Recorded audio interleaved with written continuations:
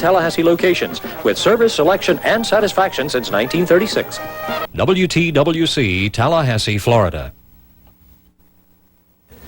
Tonight, George Bush says Quayle didn't go to Canada, but Quayle is going to school, candidate school. Also, Poland's Solidarity faces a crackdown. NASA faces the end of frustration. And feet were flying, ropes whirling. A double Dutch treat has them jumping for joy. From the Independent News, this is USA Tonight with Brad Holbrook.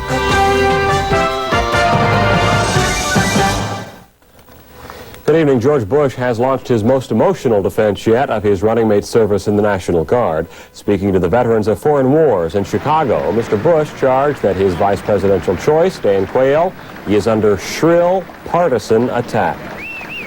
True, he didn't go to Vietnam, but his unit wasn't sent. But there's another truth. He did not go to Canada. He did not burn his draft card. And he damn sure didn't burn the American flag. And I'm proud to have him at my side. Bush's address to the veterans was so warmly received that Quayle himself was abruptly flown from Washington to Chicago to address the same group tonight. And as for Quayle, the controversy over the past few days has brought him back to the future, back to the nation's capital for a crash course on the future campaign. We get more on the story from John Aubuchon. Dan Quayle, student, sent back to Washington by the Bush campaign to learn the ropes, or at least get a better grip on them, as he and the vice president struggled to overcome the National Guard mess. Had breakfast with my wife and a few strategists, and the campaign's off and we're going. The plan had been for Quayle to be campaigning with Bush in Illinois today, but he was sent home when it became apparent he needed some urgent schooling in how to handle the issue and the press.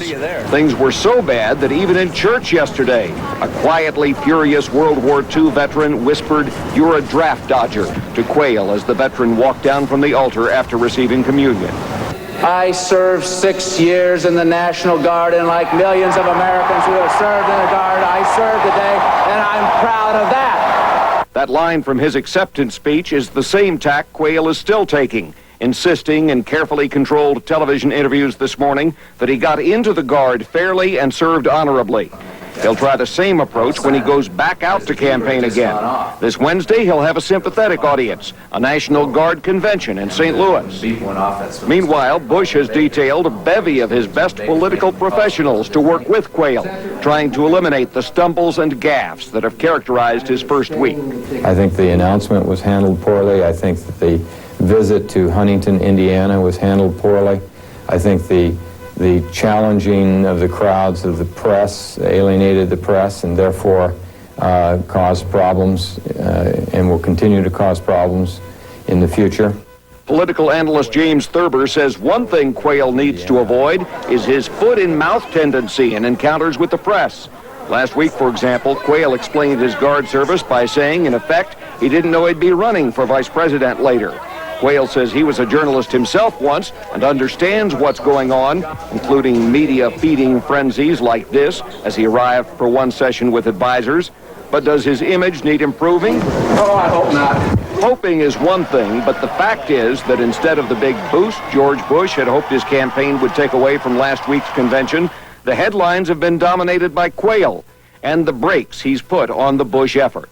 The Bush campaign and Quayle himself keep insisting this controversy will die down.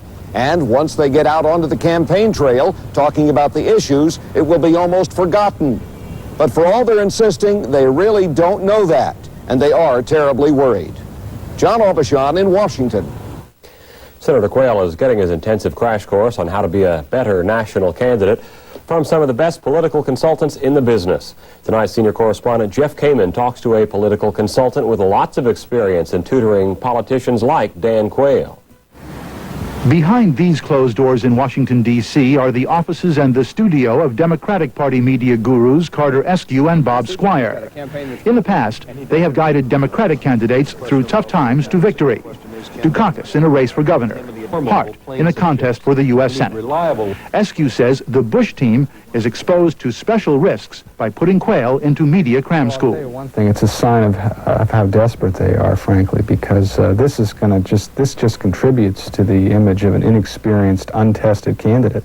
How do you teach these guys when they're in trouble without destroying their egos?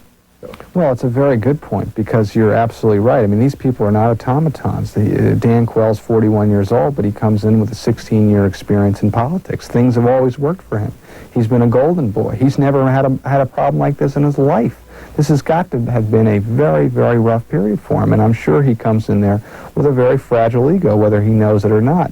And it's the job of the coach and the consultant to boost the confidence, not to destroy him. Frankly, the first thing I would do is to look at some tapes and talk to Quayle and ask him how he's feeling about this. I mean, what does he think is working for him on the stump, what isn't? I saw the Good Morning America piece, and I had some problems with it stylistically.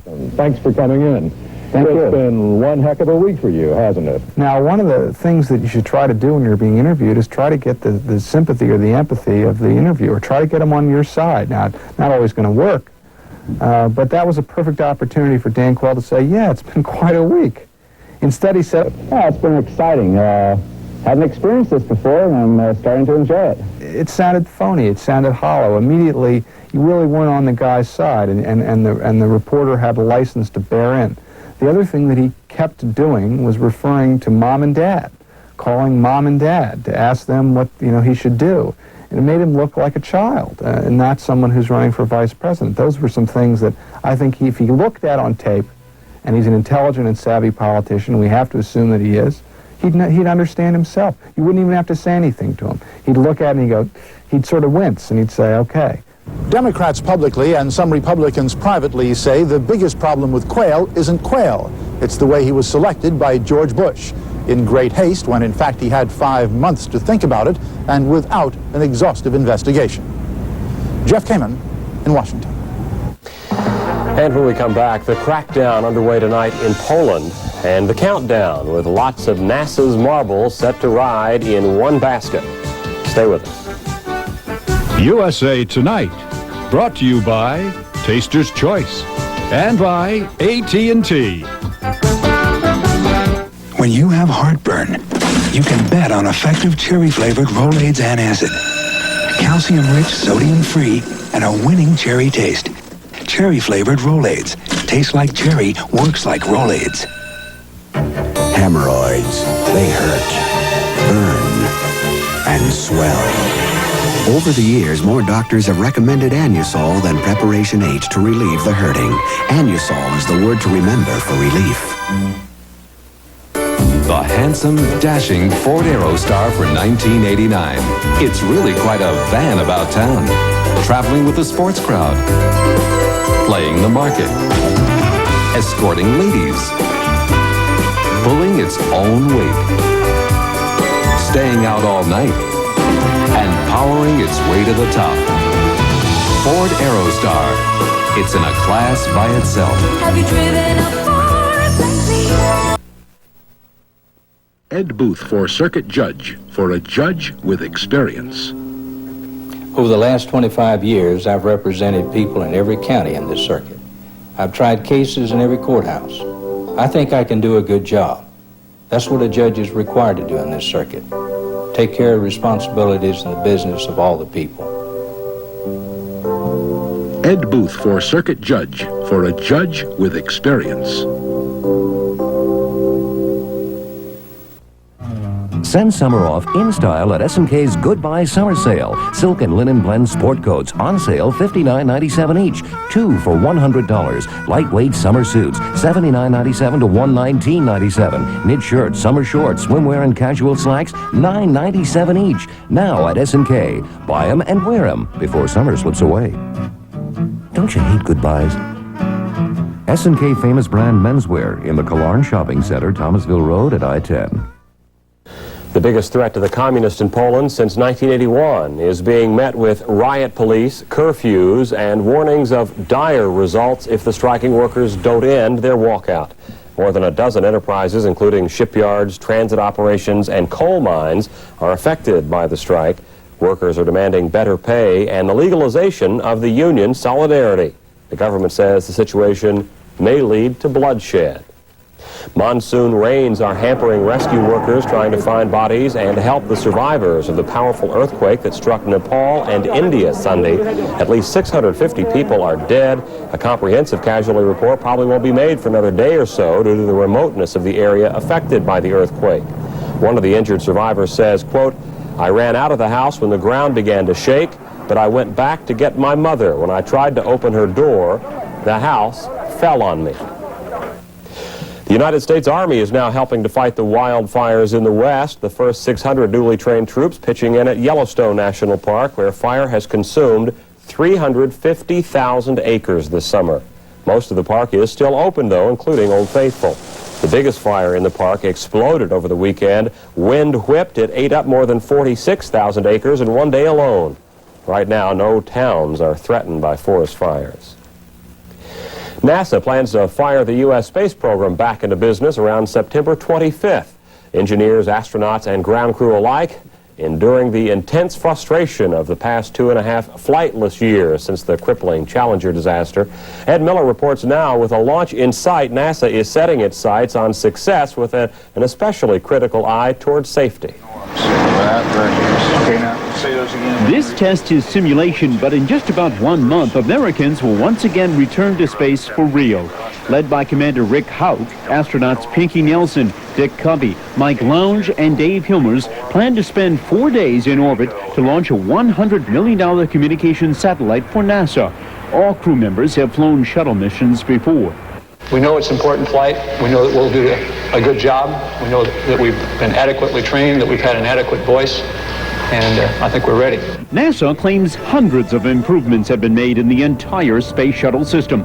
But as blastoff approaches, there are 2 minor but stubborn problems that still need to be corrected. A tiny hydrogen leak and 2 slow valves in the ship's engine compartment.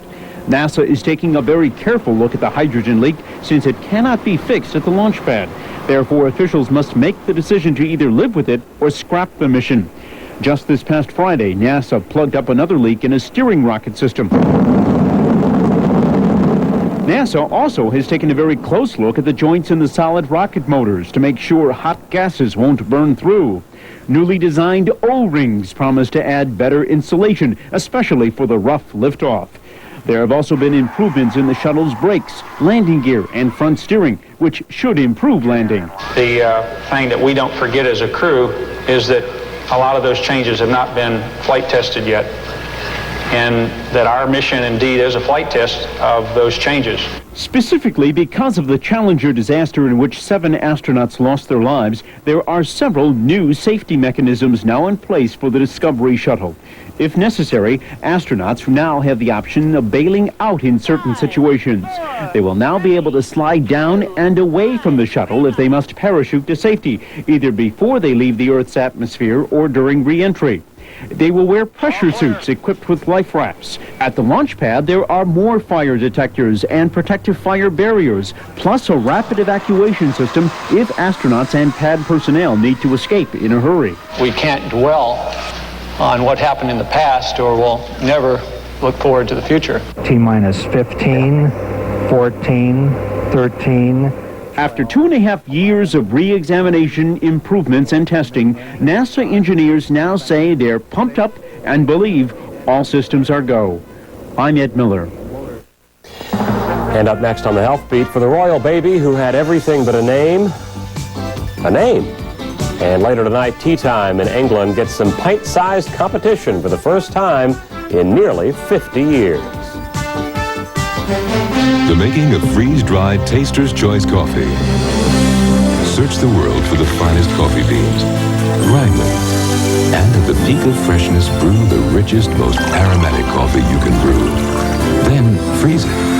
Freeze-drying locks in the fresh brewed aroma and flavor until you release it. For a truly superior cup of coffee, the choice for taste is Taster's Choice. Taste it. You can depend on AT&T Long Distance thanks to the remarkable people who put our equipment to the test. I love wrecking things. This is a special laboratory. Here we create disasters. One disaster right after another. Why do we do all this? Once we understand how these things can destroy long-distance service, we can build equipment that'll stand up to it. We're reaching further to bring your world closer. Yeah, the storm's over. AT&T, the right choice. Honey? Yeah. Your son has a craving for a roast beef sandwich. Sure. And some fries, too. Now he really wants a chicken sandwich. No problem. And a turkey club. Want a tender roast beef sandwich, choice chicken filet, or fresh turkey club? Surprise! Hardee's has them all. Hardee's specialty sandwiches. We're out to win you over in ways you'd never expect. Honey? USA Tonight's Health Beat, brought to you by Anison. We've heard a lot lately about problems with medical waste washing up on our beaches, but we haven't heard very much about the problems of disposing medical waste. Tonight, Colleen Hunt reports on medical waste and one woman's dilemma. The plague of the summer, medical waste washing up on the shores of East Coast beaches, destroying vacations, tourist industries losing millions of dollars in trade. The question on everyone's lips, where is it coming from? So it is particularly ironic that this tiny source of medical waste, whose guardian wants to dispose of it legally, cannot find a way to do it. 2.5-year-old Missy Turner has a rare lung disease. On her visits home from the hospital, her guardian disposed of her medical waste the only way she knew. I was throwing it in regular garbage. Syringes, colostomy bags, blood vials, body fluids, all right out on the street with the household trash. But then Michelle Hernkind realized her error. Well, I saw on the news most of the stuff that was washing up on the beaches we use here at home. And I called sanitation to see if I was allowed to throw it out in regular garbage. And they told me no. What did they tell you to do? To package her stuff separately and put it to one side until the city came up with an answer. She piled up Missy's medical waste on her porch and phoned countless city agencies asking what to do with it. All told her the same thing. The city had no incinerators hot enough to burn red bag waste. She would have to hire a private red bag waste hauler like the hospitals use. But this is no hospital, and she has no hospital budget. She cannot afford the $6 to $10 a bag charge on top of Missy's exorbitant medical costs. I'm concerned that other people who have the same problem with excessive medical waste, infectious medical waste, would be throwing their garbage away and be afraid of fines. Michelle phoned the press with her plight, and tonight, just as the press showed up, the Department of Sanitation showed up to pick up the waste. Yet the department still insists it is not its job. The city does not have any plans in the near future to accept any of this type of material. What's going to be done, we have no idea at this time. The Department of Sanitation was frank with Michelle Hernkind. It told her it would take Missy's waste away just for today as a temporary measure. It said not to rely on it in the future. The city doesn't have the answer for the problem at this time. In New York, this is Colleen Hunt reporting. After 2 weeks of rampant speculation, British bookies aren't taking bets anymore. Buckingham Palace has announced the name given to the royal family's newest princess, Beatrice Elizabeth Mary, or more formally, the Princess Beatrice of York. The Duke and Duchess of York chose Beatrice because of the name's historical precedence. For instance, Queen Victoria's youngest daughter was also a Beatrice. Andrew and Fergie's little Beatrice is 5th in line to the throne and the title of Queen Bee.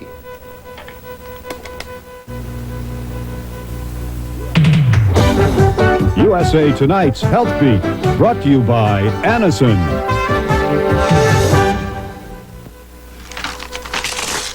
The mortgage, Bobby's dental bill. Just as there are headaches. And the car payment is overdue. And headaches. There's aspirin. And there's aspirin. Anison. Clinical tests show Anison relieves headache pain better. Anison's aspirin formula provides a more effective level of headache relief than regular aspirin. Better relief. Feeling better, hun? Not just better, better. Anison, not just better, better. Thank you, Aaron.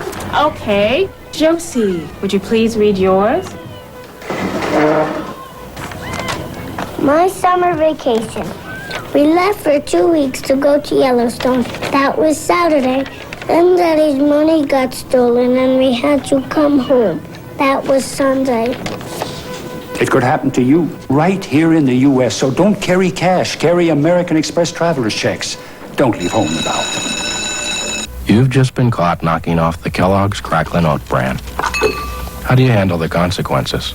Did you eat all the Cracklin' Oat Bran? Who, me? Did you eat all the Cracklin' Oat Bran? Did you eat all the Cracklin' Oat Bran? I didn't do it. I did not do it. No, absolutely not. With the crunchy sweet taste of Kellogg's Cracklin' Oat Bran, an open box is an empty box. Eat on down the road. Welcome, folks, to Culinary Clips and Eat On Down the Road Review. I'm talking with Brian Smith of Sonny's Real Pit Barbecue. And Brian, I understand that there are times of year where your catering business is about as large as your restaurant trade. Certain times of the year with the legislature and things in town, we do quite a bit of catering. We'll bring out anything in the restaurant as far as our meats are concerned or anything like that. So you would serve, whether it's a family of 6 for a special party, or all the way up to, what, 1,500 or more? Oh, we've done some as large as 1,200 people. We do have a mobile smoker that we can bring out on location for some of the larger parties and cut the meats right there on location, which adds a nice touch to your cater. So for family reunions or large organizations having a special outing, any time of day? Sure, any time of day. We don't want to stay out too late, but yeah, any time of day. We have a good time with it. Actually, it's nice to get out of the restaurant and see some of the folks, and it gets a little bit different from sticking around the restaurant, and we have a lot of fun with them, actually. Tell us about some of the menus that you would serve in when you're catering. Well, all our catered events, we usually bring our barbecue beans, our award-winning barbecue beans, our coleslaw, dinner rolls, and some of the meat items. It depends on what items you'd like us to bring out. Whether chicken or ribs or... Chicken, ribs, sliced beef, sliced pork, anything along those lines. That's terrific. Thank you very much, Brian. Thank you. Brian Smith of Sonny's Real Pit Barbecue. This is John McGuirk. Join us again for culinary clips and some delicious Parkway restaurant tips.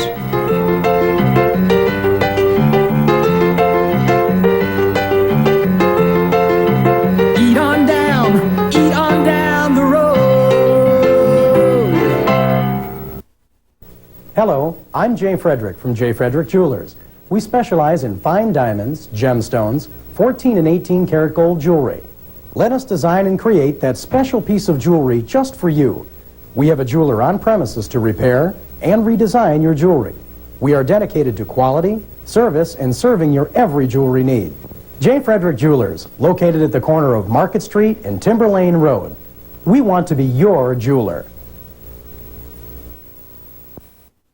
Publix features FSU Football Fever, Coca-Cola, Publix, WTWC TV 40, and WBGM FM 99 are giving away 2 tickets to the FSU Miami game, flight for 2 to Miami on Eastern Airlines, and 2 nights at the Miami Airport Marriott, where the FSU team will stay. As a bonus prize, you win 2 FSU season tickets. Register at your favorite Tallahassee Publix store from August 11th to August 30th at the specially priced Coke display. The winner will be drawn on August 31st, so be prepared to leave quickly for Miami on September 2nd. McKay named Legislator of the Year 7 times. McKay fights for daycare. McKay votes against congressional pay raises, then gives his to charity. His record matches his campaign. It's about honesty. It's about courage. It's about the willingness to stand alone if necessary. It's about integrity, real integrity for a change. McKay, real integrity for a change. And now, the great taste of Florida Gold orange juice, explained in language any mother can understand. They squeeze all the Florida Gold in the whole world from just one orange. Lancias taste like popsicles, only rounder. Other juices are all mixed up. I traded my little brother for some Florida Gold. Florida Gold brand orange juice. It's pure Valencia. Any takers? USA Tonight, brought to you by American Express. As New Yorkers rushed through Grand Central Station in their usual manner today, there was a rather unusual treat, a double Dutch jump rope competition. Frank Casey was right in step with those high-stepping contestants. Commuters skipping through Grand Central Station, a hub of New York City, slowed down long enough to get a long look at a group of kids jumping for gold in the double Dutch finals of the New York Summer Games. The boys like a new pair of shoes, and when those shoes we get to wear, old kid close their eyes and clear. I can do the mumble, mumble, mumble, I can do the kick. 25 5-member all-girl teams competed against each other and the clock. Score is kept by having each girl jump for 2 minutes. The counters count each time the girl's left foot hits the ground, and it's a team total of all 5 girls' scores together. Now, when I was a kid, this is how we used to jump rope. Hold this. That's with both feet while the rope is being turned very slowly. But for double Dutch enthusiasts, picking them up and putting them down as fast as possible in a 2-minute period is what jumping is all about. While freestyle jumping with a flare is the hook that is making double Dutch a fast-growing spectator sport. I think they're outstanding. I mean, I don't know how they do it. But I'll describe it. You got to turn with 2 ropes, jump on 2 feet, and 2 people got to turn. This is a very talented young group of ladies here.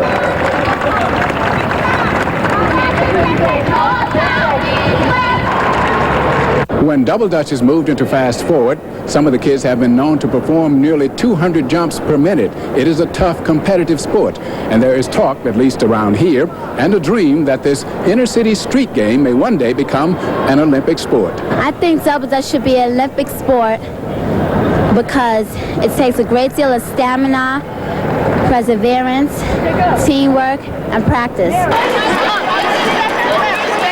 The odds are against it, but why kill a dream?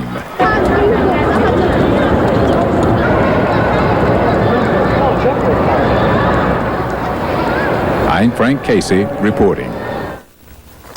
Okay, finally tonight, if you've ever been to Great Britain and wanted to stop into a pub to slack your shop-weary thirst, you know all too well that you can't get a pint of ale in merry old England between 3 and 5:30 in the afternoon. No ale, no beer, no Harvey's Bristol Cream, nothing alcoholic at all. They passed a law there in 1915 preventing afternoon drinking, which had, of course, become a problem for some munitions workers during the war, and it was perhaps a good idea to keep the guys with the gunpowder out of the pubs.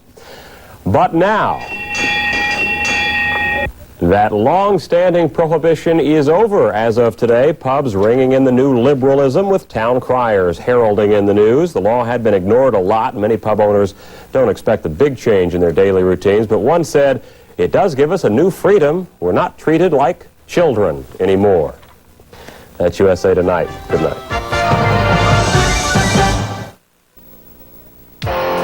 Well, how about some freshly sliced cold cuts, or maybe seafood and crabs, steak and cheese? I make every Subway sandwich fresh. I can't make up my mind. Hot from the oven, white or whole wheat. I bake them fresh. I can't make up my mind. Subway sandwich. Or Subway salad. We bake them fresh. We make them fresh. Everybody loves Subway subs. I've made up my mind. Just give me the works. World Wrestling Federation action makes its debut at the Leon County Civic Center in Tallahassee, Monday, September 5th at 7:30 p.m. Tickets are available at the box office and all Ticketmaster locations. On the card, Demolition defends the Tag Team Championship against the British Bulldog. The Honky Tonk Man will meet the Ultimate Warrior for the Intercontinental title. And then the $1 Million Man, Ted DiBiase, battles it out with Hulk Hogan. All of this Monday, September 5th at the Leon County Civic Center.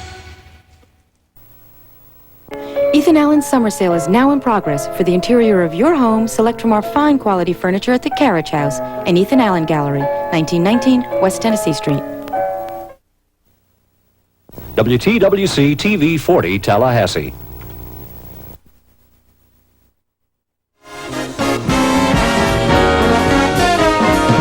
From Hollywood, The Tonight Show starring Johnny Carson.